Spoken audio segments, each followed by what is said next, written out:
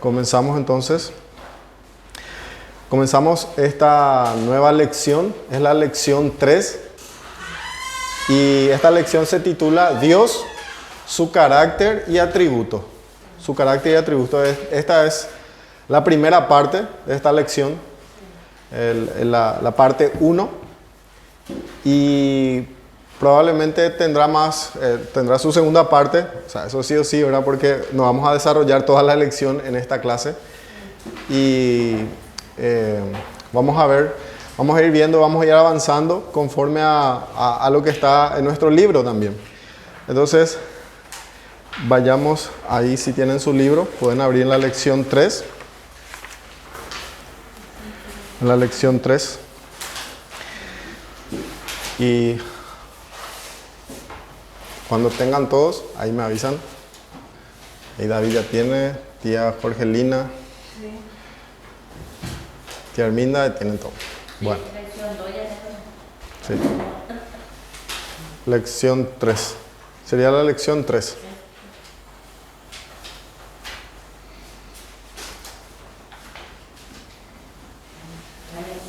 ¿Qué tal? ¿No siente tanto calor, hermanos? ¿Se aguanta? Ahí está 32 grados, dice. Pero ese va bajando. Va bajando. Nuestro aire es inteligente. ¿Ya tienen todo? Bueno. Entonces, ahí es importante que tengan a mano ahí sus libros. Y antes de comenzar, quería hacerle una pregunta. ¿Alguien recuerda los versos de la lección 1 y 2? ¿Cuáles eran los versículos clave de la primera lección? Timoteo 3:16. Ok, Timoteo. Primera de Pedro, sí. Algo que quiero aclarar, tienen que memorizar esos versículos. Memoricen, porque yo le iba a probar así cada tanto. Entonces, cada lección tiene su versículo, cada lección. Pero las partes, digamos no, porque cuando es parte 2, por ejemplo, es una continuación de esa lección. Entonces, ¿recuerdan? Veo que recuerda, y David recordó, tía también, ¿verdad? Entonces, tienen que memorizar. Y en las clases pasadas nos enfocamos en la revelación especial de Dios, que era la Biblia. Empezamos a hablar de cuál era la revelación especial de Dios. Esta lección 3 se enfocará en lo que la Biblia nos revela acerca de la persona de Dios. Entonces, ahora vamos a ver la revelación. ¿Qué nos dice la Biblia? ¿Qué nos revela acerca de Dios? Porque, como habíamos dicho, el personaje central de las Escrituras es Dios. Es Dios en la persona de su Hijo Jesucristo, ¿verdad? Tanto el Padre como el Hijo y el Espíritu Santo. Dios es el personaje central de la Biblia. Y esta lección nos va a hablar acerca de la persona de Dios. ¿Alguien sabe cómo se llama el estudio o la teología que estudia a Dios mismo? ¿Teología? Bueno, la palabra teología es muy amplio, ¿verdad? Porque la teología, si vamos a hablar, quiero aprender teología. Aprendemos de Dios, del hombre, todo lo que la Biblia nos revela acerca de Dios y del hombre y del plan de Dios. Esa es teología. Pero hay un nombre que tiene la teología cuando se estudia a la persona de Dios. Y ese nombre se le denomina teología propia. O sea, es la teología propia de Dios. Y eso es lo que nosotros vamos a estudiar en esta lección. Entonces, vamos a estudiar teología de Dios. Como había dicho, muchas veces cuando escuchamos estos términos parece que no, eso es para los teólogos, para los pastores, ¿verdad? Para los que enseñan. No, nosotros debemos familiarizarnos con esos términos, ¿verdad? Entonces, vamos a estudiar a Dios mismo, a su persona. Y uno de los propósitos verdaderos del hombre en esta vida es conocer a Dios. Nosotros fuimos creados para conocer a Dios, para saber quién es Él. Él tuvo el propósito, con ese propósito nos creó, es uno de los propósitos que es conocerle a Él. Hay algo que debemos aclarar. Primero, que Dios es un Dios tan inmenso que no puede ser jamás comprendido en su totalidad. Dios es tan infinito, tan profundo, su persona, que imposible es comprenderle totalmente a Dios. Porque si nosotros pudiéramos comprender a Dios totalmente, no sería Dios. Entonces, de una manera, es lógico, ¿verdad? Es lógico que Dios sea así, incomprensible en su totalidad. Pero sí Dios puede ser entendido hasta donde nuestros sentidos limitados, porque nuestros sentidos son limitados, ¿verdad?, nos permitan entenderlo por medio de su Espíritu Santo. Sí podemos, Dios es un Dios que sí podemos acceder a conocerle, pero no del todo. Entonces, como habíamos hablado, la Biblia nos revela acerca de Dios, pero no revela todo de Dios. Lo necesario para esta vida, para salvación y conocer ese conocimiento que nos lleva a la vida eterna. Entonces, eso es importante aclarar, muy importante entender eso.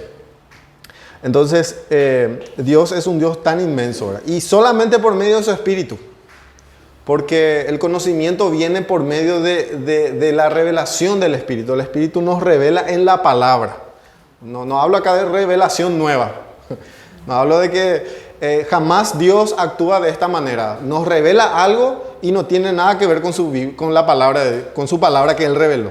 Siempre si Dios revela algo, tiene que ver con su palabra. Pero cuando yo me refiero a revelación, me refiero a que Dios nos da ese entendimiento, nos abre los ojos.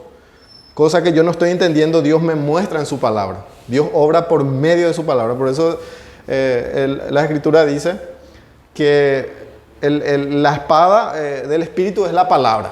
O sea, el Espíritu usa la palabra. Por eso que nosotros predicamos la palabra, para que el Espíritu, esa palabra que hablamos, el Evangelio, transforma el corazón por medio del Espíritu. Totalmente. Las cosas espirituales se entienden por medio del Espíritu Santo. Entonces, el Espíritu Santo es la persona de la Trinidad que nos guía a ese entendimiento por la palabra. No puede ser fuera de su palabra. Por eso es que si en una iglesia el pastor no abre su Biblia y comienza a hablar sin hablar lo que dice la Biblia, tenemos que correr de ahí. No podemos prestar atención a alguien que no hable su palabra y a alguien que tuerce las Escrituras también. Por eso estamos estudiando, para conocer. Uno de los propósitos de este estudio es conocer las Escrituras, comenzar a conocer, para no ser llevado por cualquier viento de doctrina. Es uno de los otros, y vimos los otros propósitos también. Entonces, no bastará la eternidad para comprender todo de Dios. Imposible, hermanos. O sea, Dios nos va a llevar a la eternidad. Vamos a entrar, nosotros, una vez que resucite, el Señor nos resucite, vamos a estar para siempre con Él. Y no va a bastar esa eternidad para conocerle. Imposible. Ni los ángeles conocen todo de Dios. Ellos no conocen, son seres limitados, por más que en potencia sean más que nosotros. En inteligencia, en potencia, en poder, ellos son mucho más que los seres humanos. Como dice Salmo, Dios nos creó un poco menor que los ángeles, pero nos coronó con autoridad, nos dio autoridad sobre la creación. O sea, en la eternidad seguiremos conociéndole a Él también. Totalmente. Y esa eternidad nunca bastará. Nunca bastará. Va a ser, por eso es que nosotros fuimos creados de forma insaciable. A veces ese querer conocer, el hombre lo invierte en el dinero, invierte en su ego, y llegó a la cima de la conquista, de todo lo que él quiso lograr, y después no hay más nada. Y es como que la vida no tiene sentido, ¿verdad? Porque eso es limitado. Y Dios creó nuestros corazones para que nosotros les conozcamos, es insaciable. Por eso dice la Escritura que solo Dios nos puede saciar, porque Él es interminable, ¿verdad? Hace poco, creo que ya había mencionado en una de las clases, se inventó o se creó esta nueva tecnología, esta máquina, no es máquina, un telescopio, ¿verdad? Telescopio que pudo captar imágenes impresionantes desde el espacio. Cosas que antes el telescopio Hubble, que era un telescopio más viejito, ¿verdad?, no pudo captar. Steve, algo así se llama, no soy tan bueno en pronunciar, ¿verdad? Pero me di cuenta, yo cuando empecé a investigar un poco acerca de este telescopio nuevo que se envió al espacio, los científicos se empezaron a asombrar de las cosas que vieron, ¿verdad? Y algo que ellos no conocían comenzaban a ver. Y yo decía, si esta es la creación, esta es la obra de mi Dios, cuanto más mi Dios es inmensurable, no voy a poder conocerle, ¿verdad? Entonces, Dios es así, Dios es tan complejo, hermanos. Su creación refleja eso. Vos y yo somos personas limitadas, que aún ni podemos comprender cómo funciona nuestro cerebro, cómo funciona nuestra vista, cómo está nuestra alma, está correlacionada con nuestro cuerpo. Hay tanta complejidad en nosotros nomás, ¿verdad? Y cuánto más en Dios. Si nosotros no podemos explicar Entiendo que hay personas científicos, doctores, que saben de nuestro cuerpo, ¿verdad? Pero es complejo. Dios es complejo. Entonces, vamos a leer acá, nos vamos a nuestro libro, leer el versículo clave. Primera de Crónicas 29:11. Dice, les voy a leer yo. Dice, tuyo es, oh Señor, la grandeza y el poder, la gloria y la victoria y la majestad. En verdad, todo lo que hay en los cielos y en la tierra, tuyo es el dominio, oh Señor, y tú te exaltas como soberano sobre todo. Tú te exaltas como soberano sobre todo. Él merece. A Él le pertenece la gloria, la victoria, la majestad. Es de Él. Él es majestuoso. Él es la majestad. Él es la gloria. Su persona es la gloria. Entonces, Él es el dominio. Él de por sí, su naturaleza le lleva a dominar a Él. Entonces, es parte de su naturaleza, de su ser. Acá tenemos en el libro también ahí una frase de Charles Spurgeon. Me pareció interesante, ¿verdad? Voy a leerle. Dice, sumérjase en el mar más profundo de Dios. Piérdase en su inmensidad.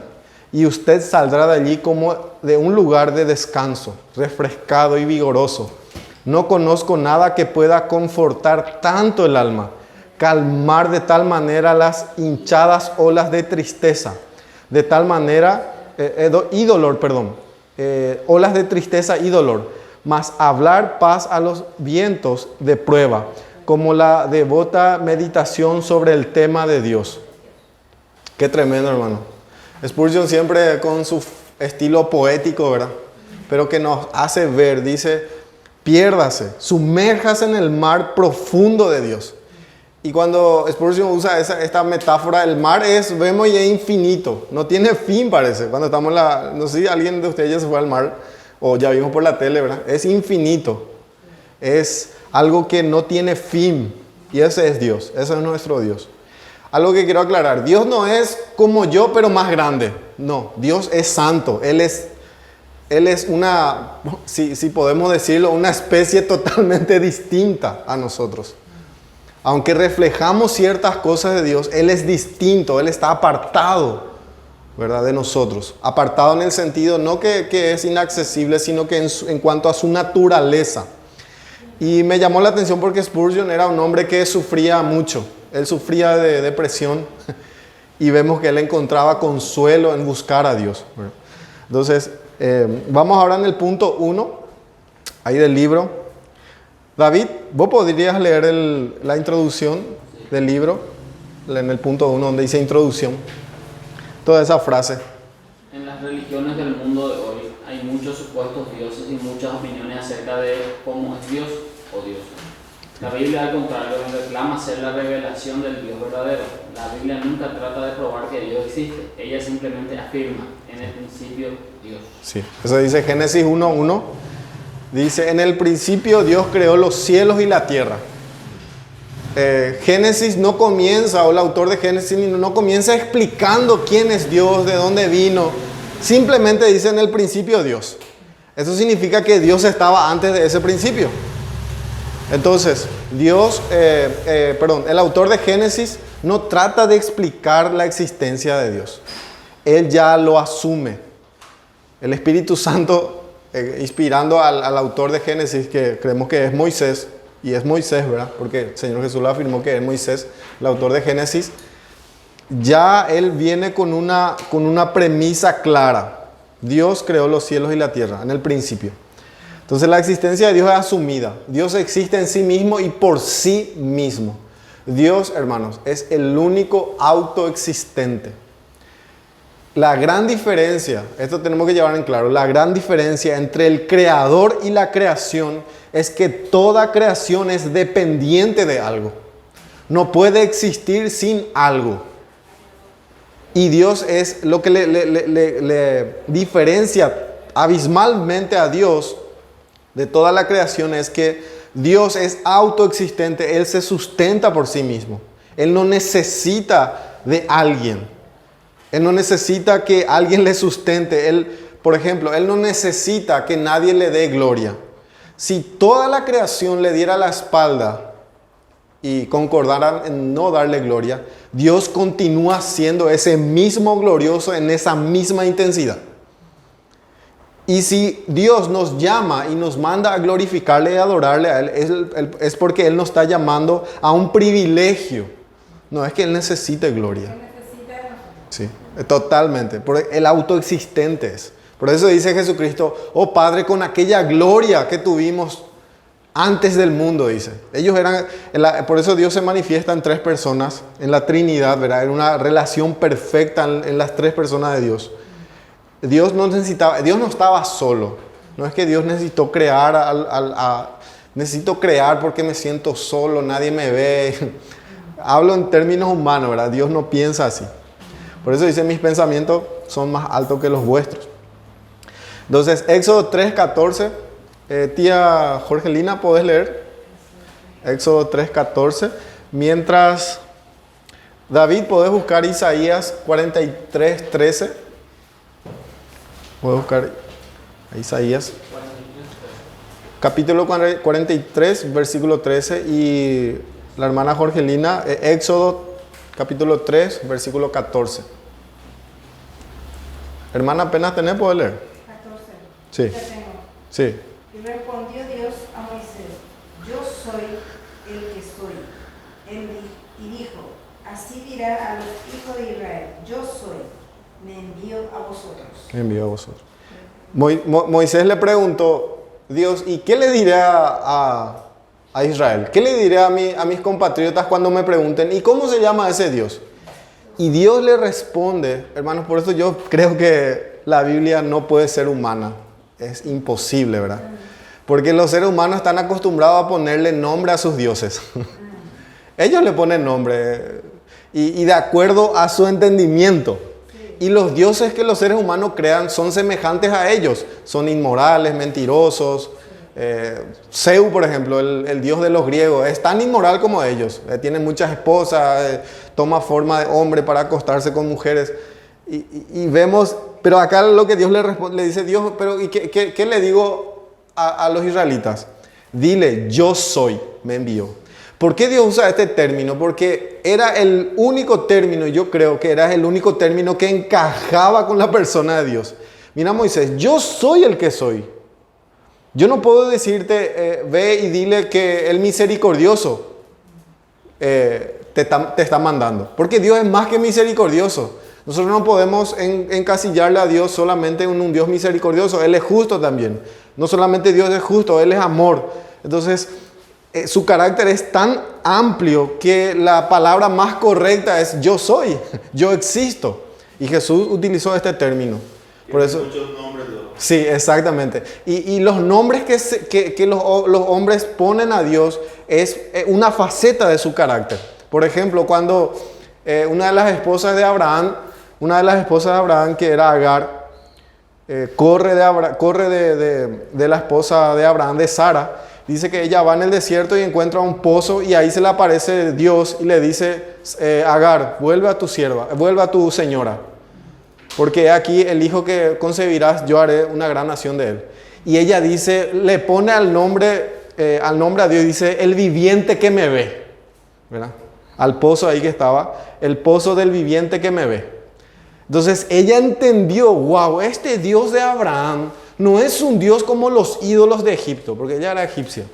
No es un Dios, es un Dios que me ve. Vio mi aflicción, vio que mi señora me estaba maltratando y vio y me dijo que mi hijo va a ser una gran nación, de mi hijo saldrá una gran nación, que era Ismael, ¿verdad?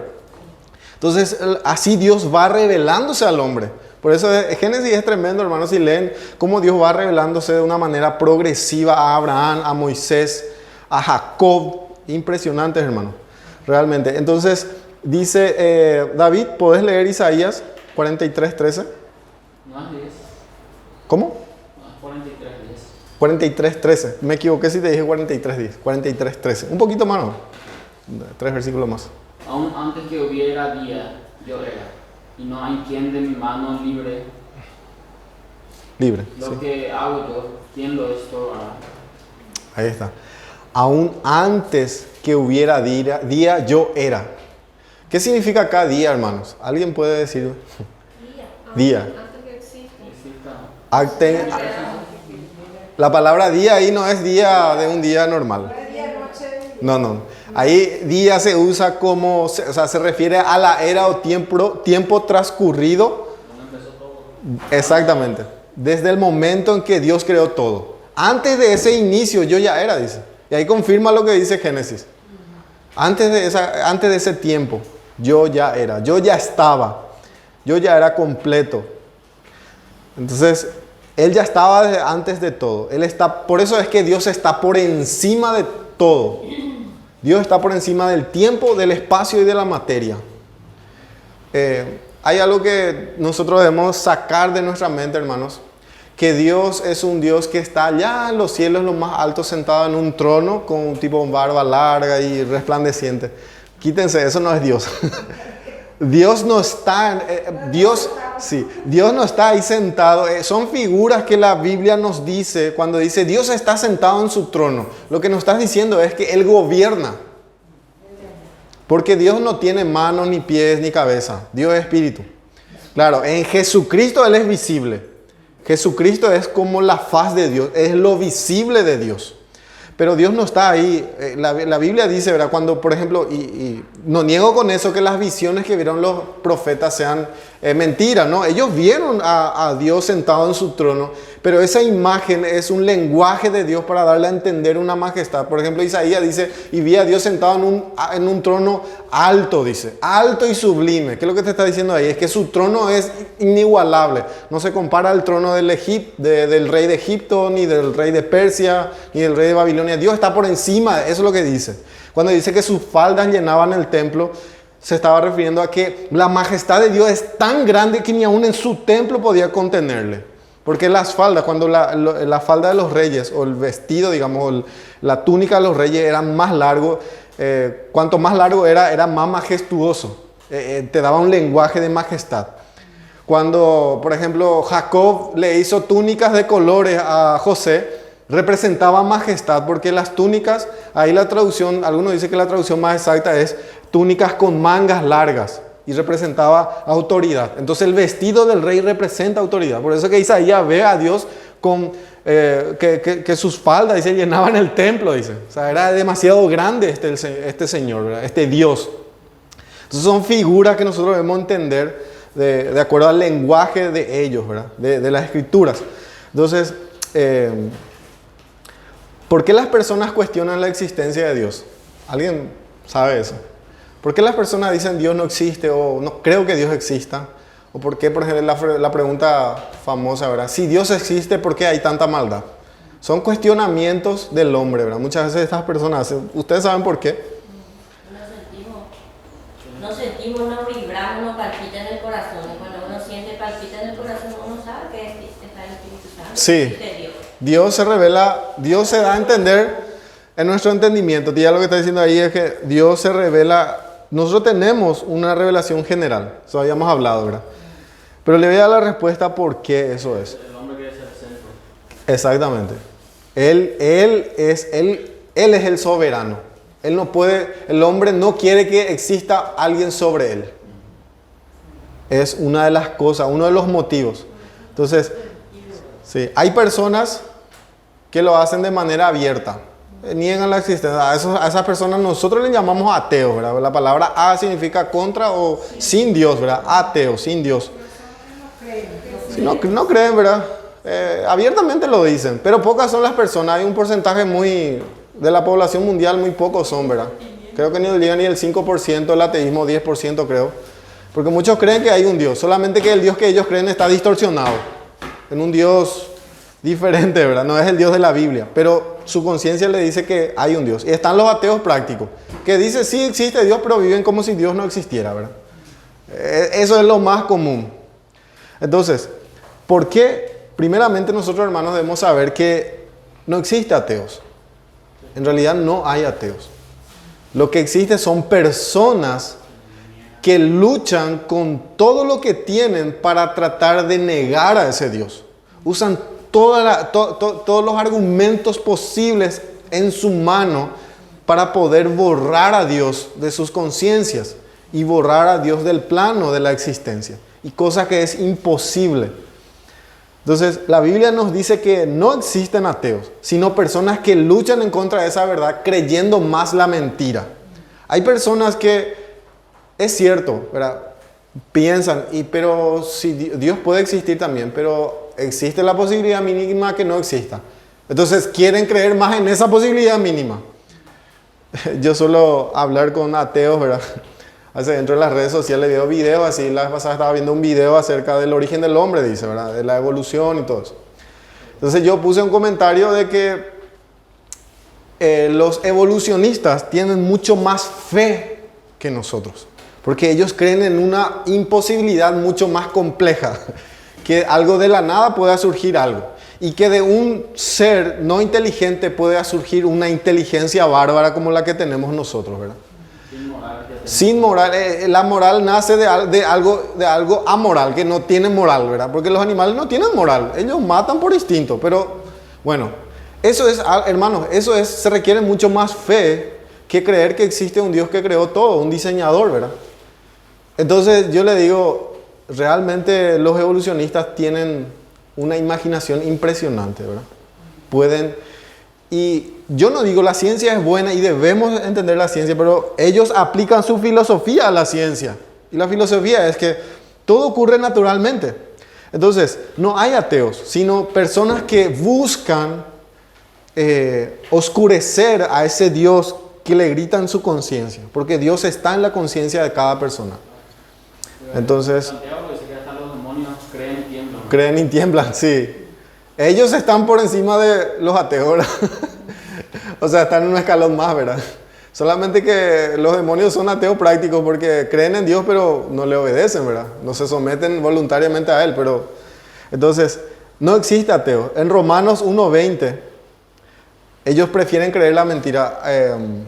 Denis, vos podés leernos Romanos 1:20. Ahí todos le acompañan. En esta clase vamos a empezar a leer bastantes versículos. Entonces, lee nomás. Romanos 1:20. Porque las cosas invisibles de Él, su eterno poder y deidad, se hacen claramente visibles desde la creación del mundo, siendo entendidas por medio de las cosas hechas, de modo que no tienen excusa. Ahí está. La palabra clave ahí es siendo entendidas. El ser humano entiende que hay un Dios. Tiene la capacidad y el razonamiento de decir, existe un Dios. ¿Verdad? La naturaleza misma te habla de Dios. Te grita, no él no te habla. Te dice acá, hay un Dios. Hay un Dios, ¿verdad? Entonces, incluso a mí me encanta la ciencia, vuelvo otra vez en este tema, porque los científicos van descubriendo cosas impresionantes como el ADN. Que nuestro ADN tiene tanta información, hermanos, y no solamente información meramente, sino información compleja, que tiene un mensaje del universo mismo, ¿verdad? Comenzando desde las células de los animales, cada planta. Dice que, creo que una vez leí, si bien recuerdo, en la Tierra, en lo terrestre, no en el mar, hay como 5 millones de especies. No digo animales, especies. Mosca, mosquito, león, perro, gato. 5 millones de especies que se ha encontrado. En el mar, hasta ahora se calcula que hay 8 millones de especies de seres vivos, solo en el mar. Y se cree que hay más aún por descubrir. O sea, el hombre no descubrió todo lo que hay en el mar todavía. Para que sepan, ¿verdad? Porque hay lugar inaccesible en el mar, que son 14 a 15 mil metros de profundidad. Creo que el lugar más profundo del mar llega por ahí. Imagínense para llegar y hay seres vivos en ese lugar. Una oscuridad tremenda. Entonces, vemos la majestad de Dios, hermanos. Y siendo entendida, el hombre entiende, hay un diseño, no puede venir esto de la nada. ¿Y qué hicieron los hombres, hermanos? Versículo 21 y 22, ¿puedes leer, Denis? Sí. ¿Qué hicieron los hombres? Pues habiendo conocido a Dios, no le glorificaron como a Dios, ni le dieron gracias, sino que se envanecieron en sus razonamientos y su necio corazón fue entenebrecido. Ahí está. Dice, habiendo conocido a Dios. ¿Qué significa? Ahí conocer no es en el sentido como el creyente, sino entendieron bien que Dios existe. Su conciencia le afirmó eso. Entonces ellos comenzaron a luchar en contra de esa conciencia y hicieron sus propios razonamientos, ¿verdad? Por lo cual Dios les entregó a una mente reprobada. ¿Querés creer que yo no existo? Te doy la libertad. Podés creer. Solo que yo te entrego a una mente reprobada. Dios no tiene problema con eso. Y endurece el corazón.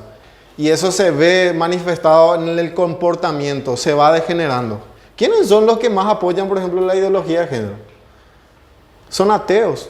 Son gente que no quiere que exista Dios. Un ateo dijo una vez, me urge que Dios no exista. No quiero que Dios exista. Así dijo un ateo. Sí.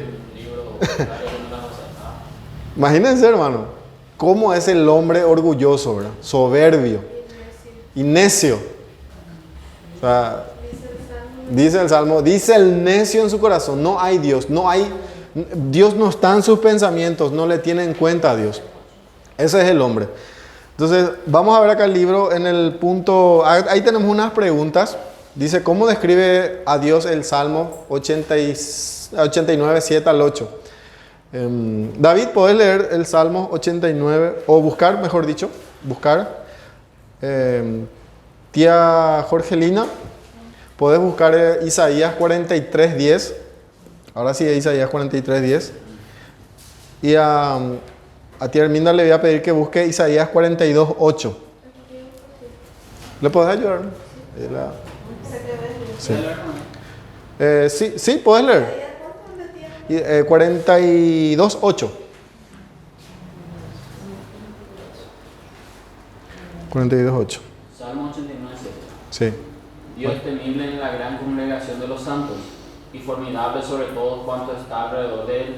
Oh Jehová, Dios de los ejércitos, ¿quién como tú? Poderoso eres Jehová, y tu fidelidad te rodea. Dios es temible, dice.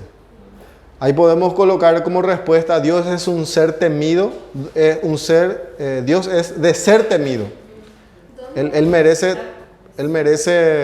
merece temor y reverencia. Y acá la palabra temible significa asombro. Asombro en el sentido de respetarlo por sus terribles juicios contra los injustos. Esa es la palabra temible. O sea, antes nos enseñaban a nosotros, Dios no castiga, dice la gente, ¿verdad? Tenemos que tener miedo. Sí, y ahí quiero explicar bien ese punto que tía dice. Nosotros debemos tener un asombro. ¿Por qué? ¿En qué sentido debemos asombrarnos de Dios o temerle? En el sentido de respetarlo por sus terribles juicios contra los injustos. Dios es un Dios que no va a tener por inocente al culpable. Imagínense, hermano, Dios sabe cómo castigar y sabe dónde te va a doler más. En ese sentido, nosotros debemos tenerle temor reverente a Él. Ahora, con eso yo no digo que debemos tener un... Sí. Hermano, obediencia también. Sí, en eso es la causa. Si tengo yo temor de Dios reverente, yo le obedezco a Él. Pero ese temor no es un temor a causa de lo maligno. A veces nosotros tenemos miedo, ¿verdad? De algo malo. Por ejemplo, veo yo una araña y tengo miedo. ¿Por qué tengo miedo? Porque esa araña me puede hacer daño, ¿verdad? Sí. O tengo miedo del ladrón, porque el ladrón si me encuentra me roba y me puede matar. Pero yo no me refiero a ese miedo que tenemos que tener a Dios, sino un temor debido a que Dios es un Dios que va a traer retribución. Entonces, cuando Dios castigó al país de Egipto, no es que Dios se complació en castigar a los egipcios y matar a sus hijos mayores, a sus primogénitos. Dios le advirtió a Faraón: te doy plazo, Faraón, deja ir a mi pueblo. No, llegó un momento en que le mató. Dice que la gente empezó a temer y le dijo a los israelitas: salgan rápido, porque somos gente muerta. Salgan de Egipto. Dice que Faraón le echó a ellos, no es lo que le dejó ir, le echó de Egipto. Y ellos salieron, dice, y ellos comenzaron a pedir, dice, oro y plata a sus vecinos, y empezaron ellos a darle a los hebreos, los egipcios, de tan temor que ese temor que se apoderó de ellos, ¿verdad? Porque Dios le dijo a Faraón: mira, Faraón, yo si quiero te puedo barrer en una de las plagas que envío, yo te puedo barrer, pero a causa de que yo quiero mostrar mi gloria, te dejo que sigas así, ¿verdad? Dios le soltó a Faraón, le endureció su corazón, ¿verdad? No creó en él maldad, porque Faraón ya era malvado. Lo que hizo es Dios canalizó esa maldad hacia un endurecimiento. Nuestro corazón, hermanos, es como ese río, ¿verdad? Ese río que corre a un sentido. Vamos a suponer que ese río es nuestro corazón. Y la dirección por donde corre es nuestra rebelión. Es nuestra rebelión, ¿verdad? Dios lo que hace direccionar esa maldad hacia sus propósitos. No es que Dios genera ese torrente. Y si quiere, Él puede parar también esa torrente y hacer que corra de forma contraria. Lo que es que hizo con nosotros, ¿verdad? Regeneró nuestro corazón. Dios nunca crea maldad en el hombre produce maldad. Pero en el caso cuando hay regeneración en el corazón, Dios interviene. Ahí es su mano actuando en nosotros. Nos regenera para poder creer y ser justificado por medio de Cristo. Entonces, eso dice el Salmo, temible y formidable. La palabra formidable ahí es reverenciarlo a causa de ese temor. O sea, no un temor de una causa maligna. Alguien se fue a Itaipú. No sé si ya se fueron a Itaipú. Yo una vez me fui, ¿verdad? Y llegué en la parte donde están los muros gigantescos que atrapan o atajan el agua que está detrás. Cuando yo me quedé a miré así por el colectivo, no, porque no pude quedarme ahí, ¿verdad? Nos estábamos yendo hacia la otra costa. Me agarró un pavor, hermanos, un miedo. ¿Qué será si estos muros se rompen? Yo acá frito estamos, ¿verdad? Pero ese miedo era no por causa, o sea, era por algo tan portentoso que yo estaba viendo, por una estructura tan gigantesca que me causó temor, ¿verdad? Bueno, algo parecido es con Dios. Dios es tan grande que te tiene que causar temor, ¿verdad? Como decía Paul Washer, Dios me quiere prosperar, ¿verdad? Muchos decimos así y utilizamos el nombre de Dios de forma irreverente. Dios me quiere prosperar, Dios es mi amigo. Bueno, pero es un Dios que te puede matar también. Sí, no, te puede matar. Con Dios, por eso esa palabra es correcta, no, con Dios no se juega, ¿verdad? Claro. Israelita cuando tardó mucho Moisés, comenzaron a adorar al becerro. Sí. Y Dios le dijo a Moisés: déjame que se encienda mi ira. Y él iba a eliminar, pero Moisés intercedió. Y ahí dice que aplacó con esa intercesión. ¿Y por qué Dios permitió ese escenario?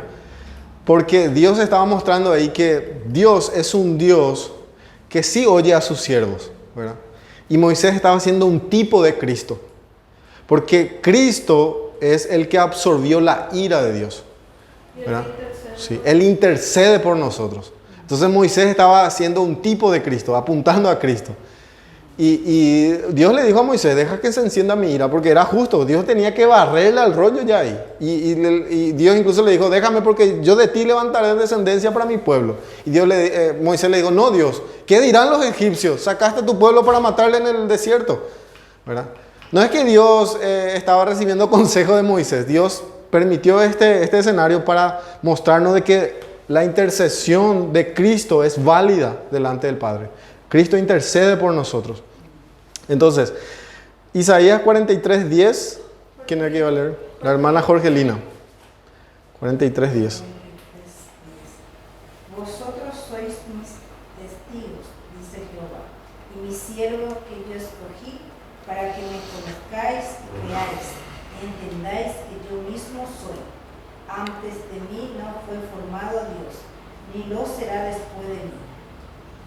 Qué tremenda afirmación. Dice el Señor que somos sus testigos. ¿Por qué somos testigos, hermanos de Él? ¿Por qué Dios nos llama sus testigos? ¿Por qué? Porque somos testigos del Señor, porque le conocemos a Él.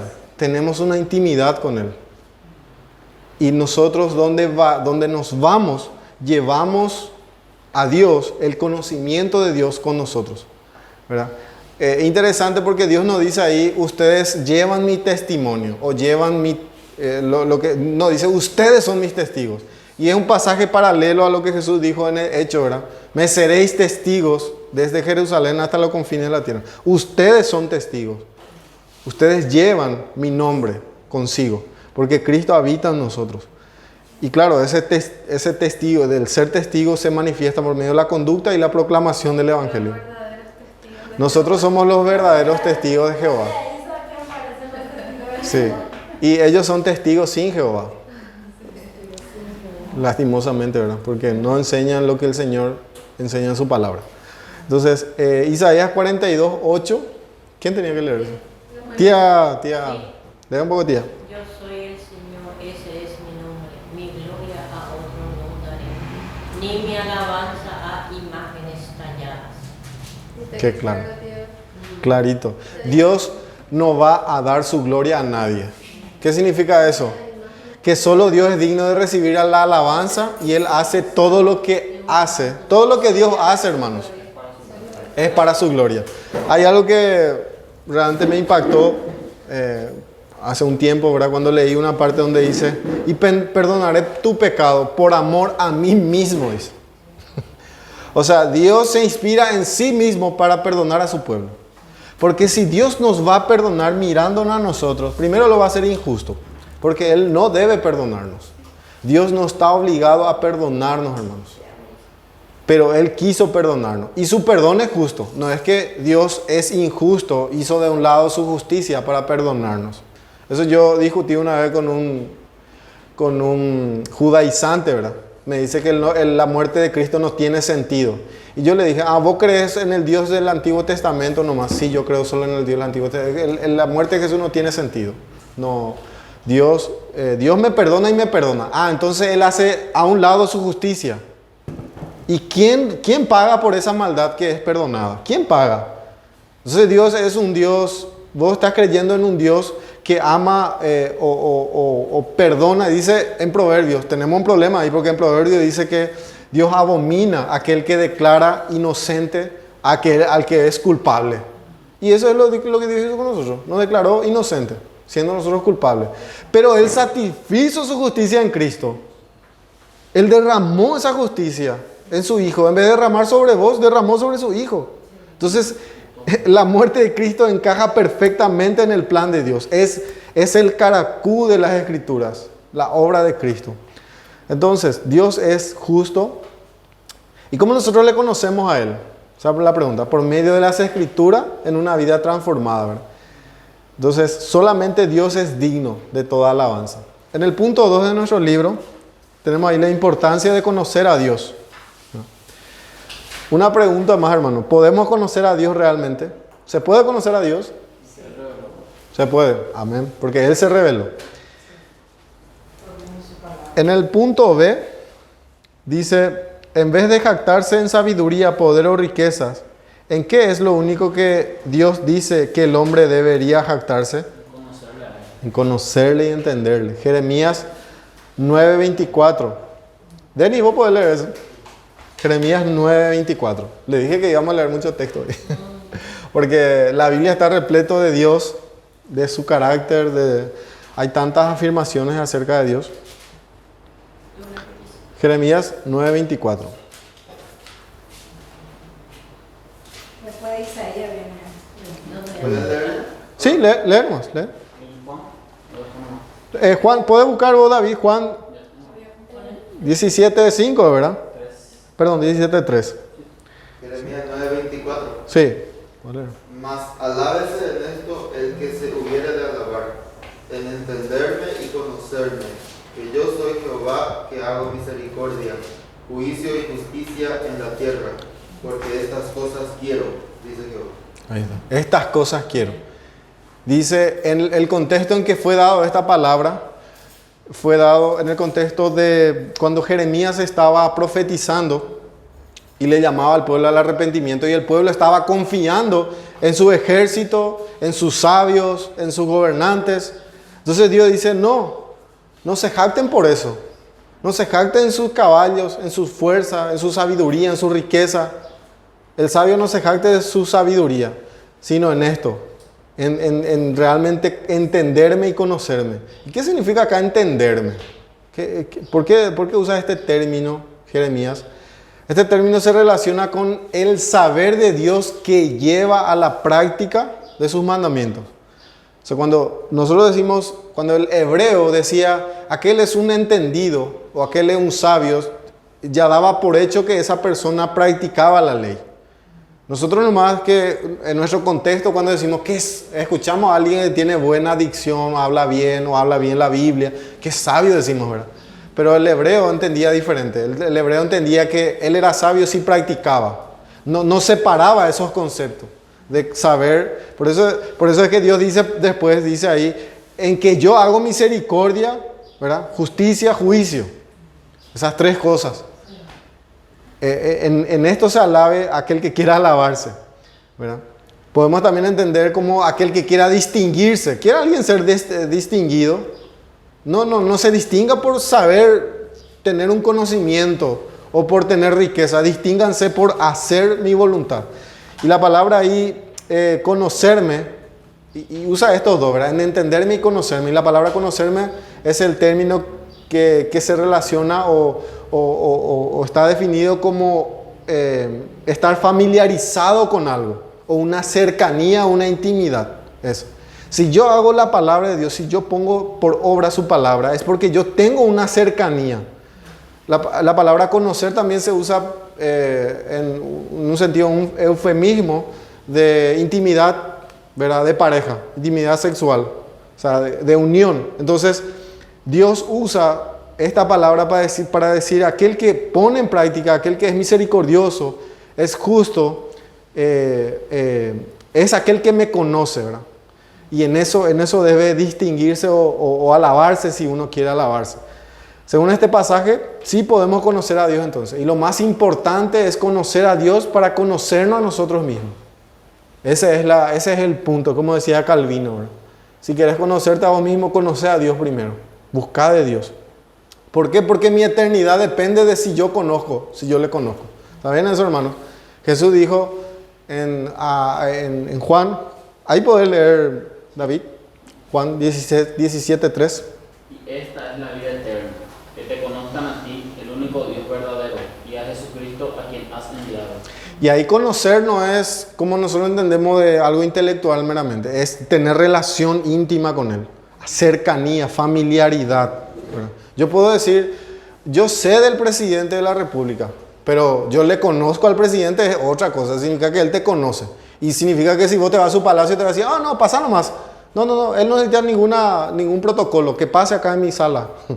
El presidente le conoce, van a decir algunos, ¿verdad? Así es Dios con nosotros. Nosotros tenemos acceso al trono de Dios porque le conocemos por medio de Cristo.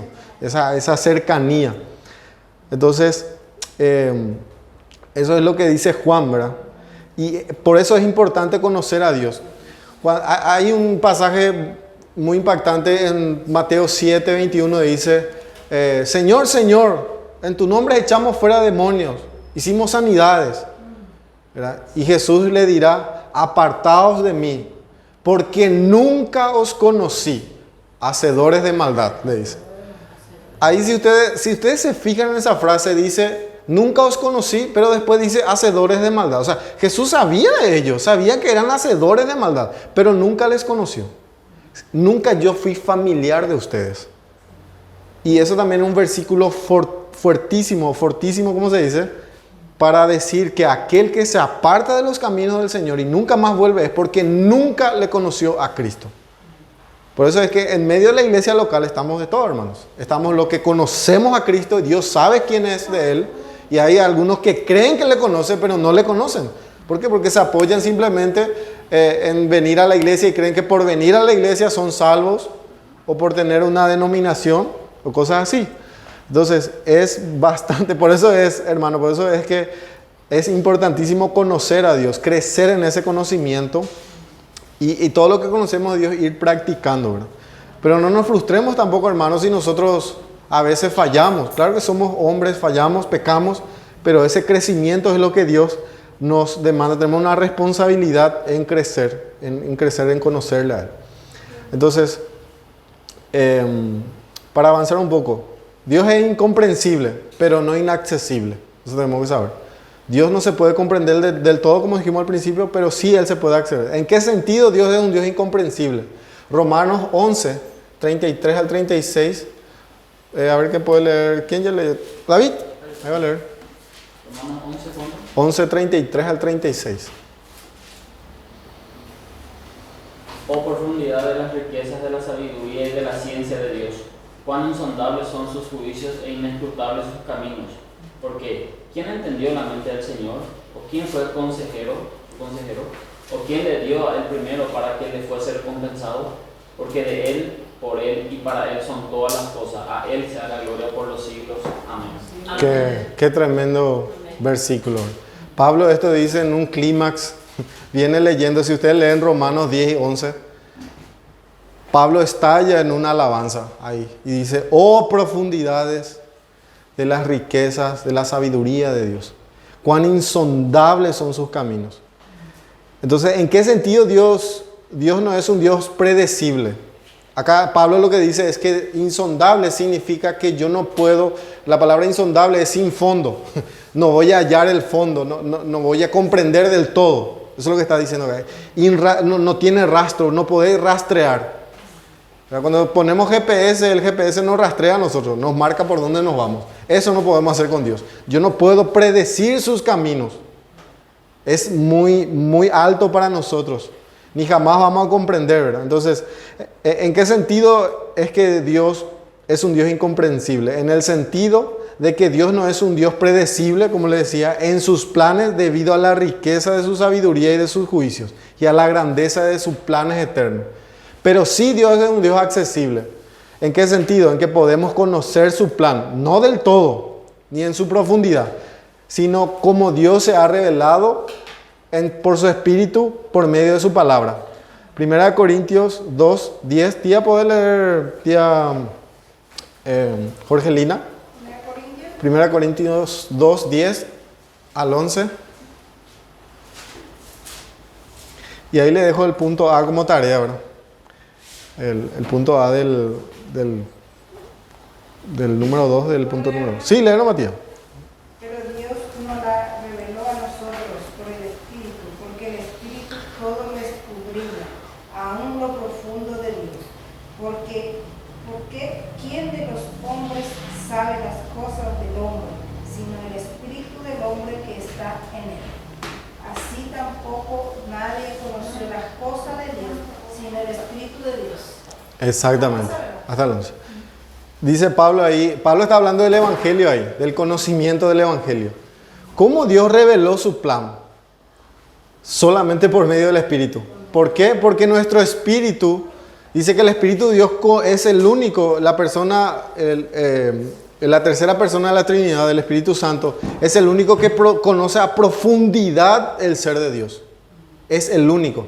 Nosotros no podemos comprender ni un ángel ni nadie, ningún ser creado. Solo el Espíritu Santo y el Hijo. Recuerden que Jesús dijo, solo el Hijo conoce al Padre y el Padre al Hijo. Cuando dice ahí Jesús eso, lo que se está refiriendo a que Él el único que conoce a profundidad a su Padre.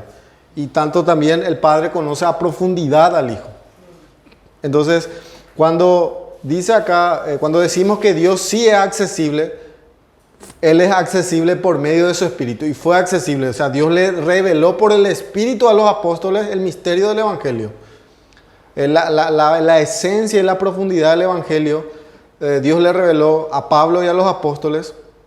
Y más sabemos por Pablo, ¿verdad? Porque dice que yo no recibí esta revelación de carne ni sangre, ¿verdad? Sino que me fue revelada directamente del Espíritu. Y yo me fui junto a Pedro para confirmar esta revelación. Y me dio, dice, las manos de compañerismo, ¿verdad? Entonces, Pablo aprendió el Evangelio, o sea, la esencia del Evangelio por medio de la revelación del Espíritu. No es que él de su corazón inventó algo, sino que Dios le reveló. Entonces, hoy es accesible ese conocimiento porque esa revelación quedó plasmada en las Escrituras, o quedó escrita, ¿verdad? En las Escrituras. Entonces, es errado decir, no, Dios es incomprensible, como decían los gnósticos en aquel tiempo, ¿verdad? O como hoy en día los superapóstoles quieren pretender que tienen la revelación y que solamente por medio de ellos se accede a esa unción, ¿verdad? Muy similar a sus hermanos gnósticos, ¿verdad? Porque son falsos profetas también ellos. Bajo su mando apostólico. Tenés que estar bajo la dirección apostólica, ¿verdad? O bajo el manto apostólico. Así le llaman estos falsos profetas. Entonces, y ese ya sabemos quiénes son. Guillermo Maldonado, Cash Luna y compañía, ¿verdad? Entonces, continuamos en el punto, ahora vamos al punto 3. Vamos ya terminando. Punto 3. ¿Cómo puede alguien conocer a Dios? Vemos ahí el libro. ¿Qué dice Jesús acerca de los medios para conocer a Dios? Juan 14, 9 al 10. Denis, ¿podés leer eso? Juan 14, 9 al 10.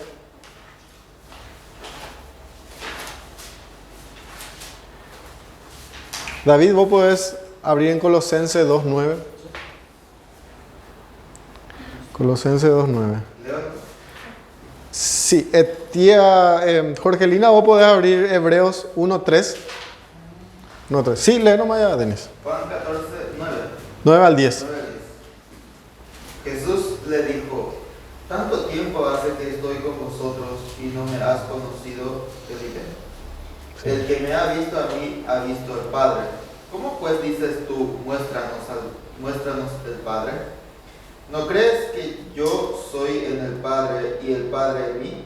Las palabras que yo os hablo, no las hablo por mi propia cuenta, sino que el Padre que mora en mí, Él hace las obras. Ahí está. Le dice a su discípulo, le dice a Tomás, creo que era Felipe, tanto tiempo que estoy contigo, Felipe, no me conoces. Muéstranos al Padre, ¿verdad? Y Jesús es la persona visible del Padre. Él es, cuando vemos a Cristo, vemos al Padre, vemos a Dios. Dios mora en Él, ¿verdad? Dios mora en Él, en su cuerpo, o sea que Él es la plenitud. Dice Colosenses, podés leer Colosenses 2.9, David. Porque en Él habita corporalmente toda la plenitud de la deidad. Sí, exactamente. O sea, él es el único que conoce a su Padre por completo, así como su Padre a Él, ¿verdad? Y que en Él habita corporalmente toda la plenitud de la deidad. O sea que en Cristo, en la persona, corporalmente, porque Jesús tiene un cuerpo como el nuestro. Él sigue teniendo un cuerpo allá en los cielos. Él sigue siendo hombre allá en los cielos. Toda la deidad está en Jesús. Toda la deidad, toda la deidad, y Él es el reflejo visible de Dios. Por medio de Él podemos ver a Dios. Entonces, como decía, Jesús es el único que conoce al Padre. Y le voy a dar un ejemplo. Supongamos, tenemos un animal, por ejemplo, un perrito, ¿verdad?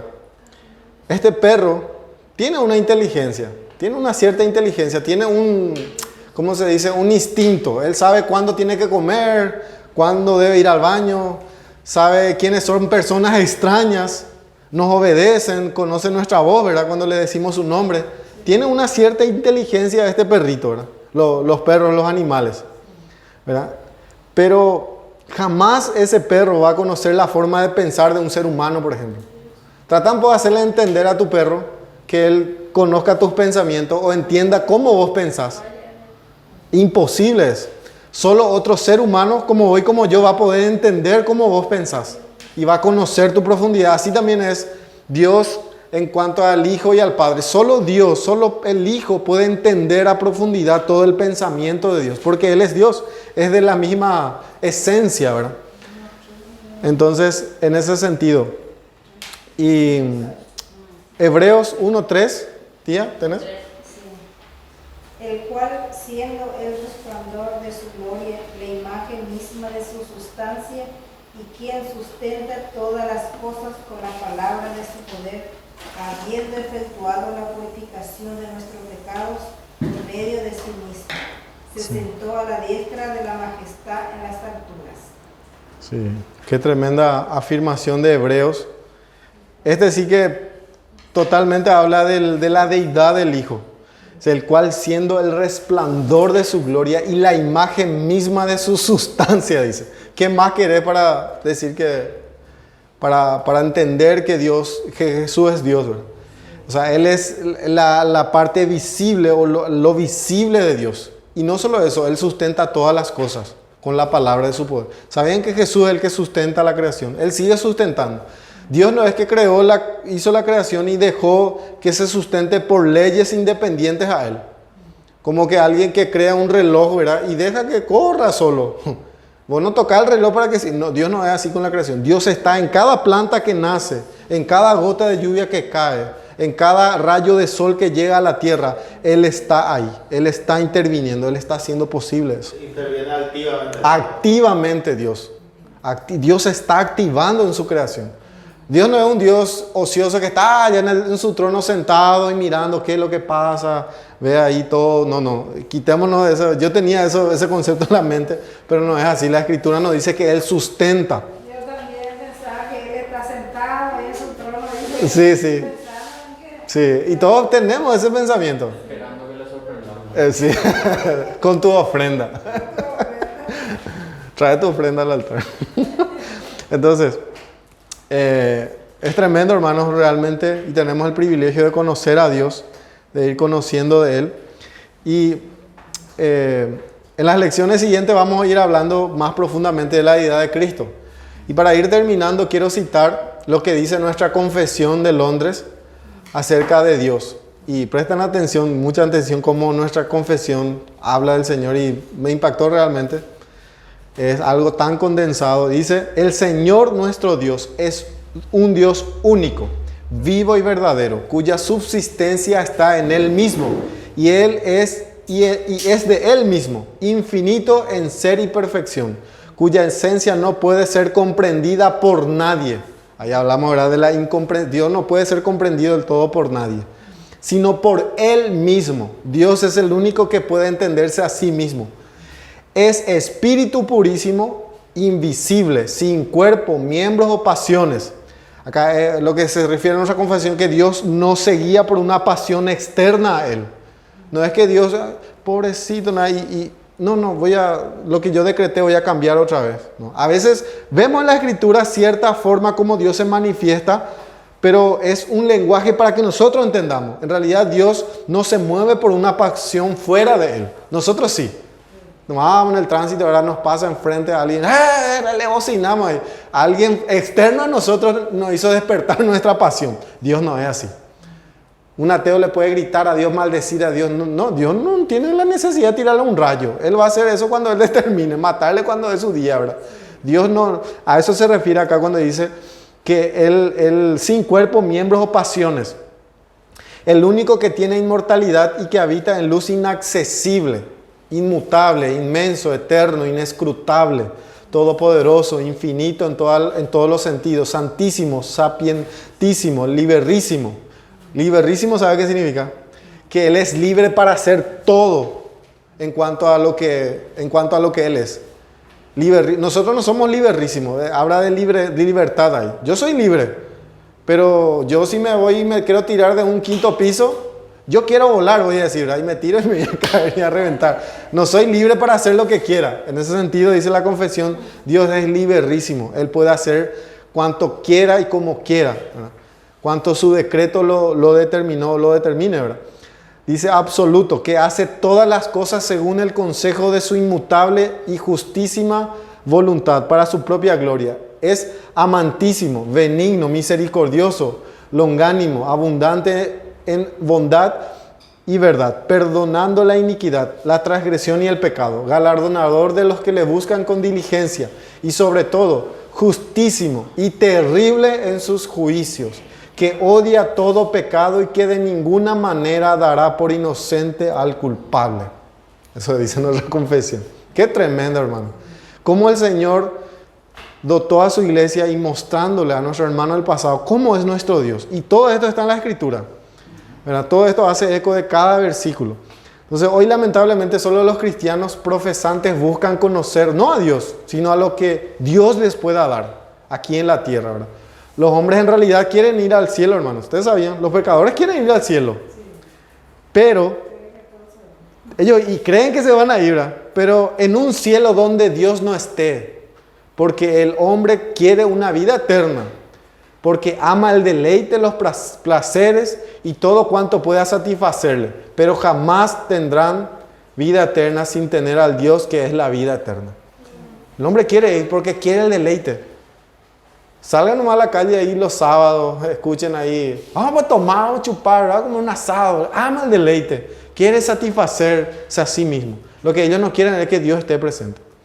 Si nosotros, como decía el hermano Paul Washer, pastor, si yo le presento al Dios verdadero, van a decir, ese no es mi Dios, porque Dios no puede ser así. Ese es el Dios de la Escritura.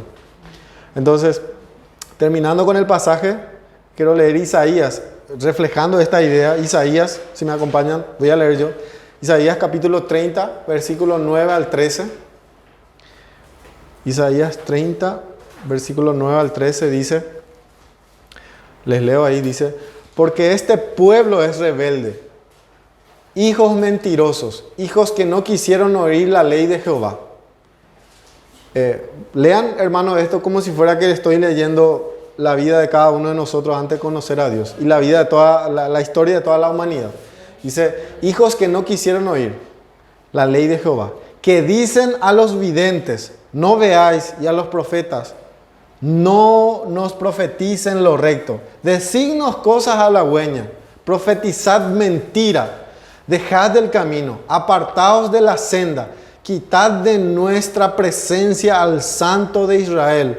Por tanto, dice acá, por tanto, en él os habéis apoyado, por tanto os será este pecado como grieta que amenaza ruina, extendiéndose en una pared elevada, cuya caída viene súbita y repentinamente, dice. Por tanto, ustedes rechazaron a Dios, no querer conocer a Dios. Esa decisión que tomaron es como una grieta en la pared. Ustedes saben, hermanos, si ustedes están acá, David conoce, ¿verdad?, lo que es la construcción, conocemos, ¿verdad? Cuando nosotros vemos una losa o una viga que se está agrietando, urgente hay que desalojar el edificio de acuerdo a esa gravedad, porque no sabemos cuándo se va a caer eso. Si vemos la zapata o las columnas que se van rompiendo, pero urgente. Hay una amenaza. Y así es el hombre, ve la amenaza y sigue ahí. No, yo no voy a salir del edificio. Súbitamente, o sea, de repente se va a caer ese edificio y todos van a morir. Así es, así de peligroso, hermano, rechazar el conocer a Dios. Si yo no me propongo conocer a Dios, eso es como una grieta y de repente va a venir mi ruina, ¿verdad? La ruina de cualquiera que rechace. Amén. Cerramos entonces, oramos. ¿Qué les parece? Vamos a agradecer al Señor por su palabra de hoy. Amén.